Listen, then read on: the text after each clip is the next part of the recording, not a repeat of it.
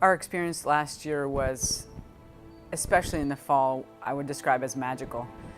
It was an extreme challenge for the players and the coaching staff alike to come in, none of us knowing each other, the players having to acclimate to not just a new coaching style, but a new system of play, a new set of expectations, a much higher level of accountability, time-consuming and the effort that was asked of them, and they responded in an unbelievably positive way.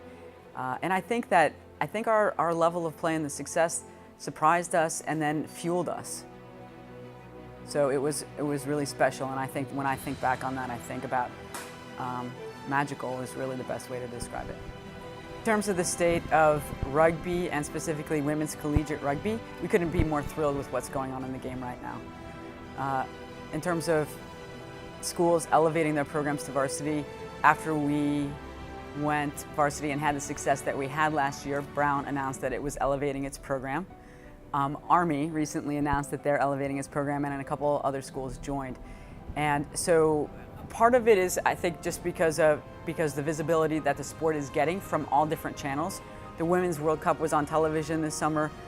One of our players played in the Youth Olympic Games in China just a few weeks ago. And so the visibility is huge. And I think that that's helping draw not just younger kids into the sport, but athletes who had started it in other sports are coming to rugby now that they see how fun and exhilarating it is to actually play. So the state of the game could not be healthier and with greater potential than the way I see it right now. Our captains this year, I think, are really special. Hope Schwartz comes to her captaincy with just an eye towards the well-being of her teammates, and she has, I think, a knack for knowing and understanding what they need. Kaylee Henry is also a really sensitive individual, and she leads with a quiet confidence. She leads by example with her effort and her athletic ability on the field, and I can see that her teammates respond unbelievably well to that. Brooke Cantor has yet a different style, which is that she's very quiet, and though when she speaks, people listen, because what she says when she chooses to speak has substantial impact.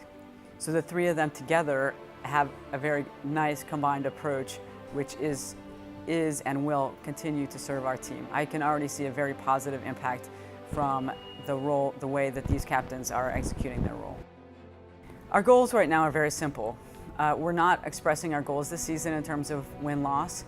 We're expressing our goals in terms of how successful we are in each session, improving as a team, and having each individual improve herself so as to help improve the team.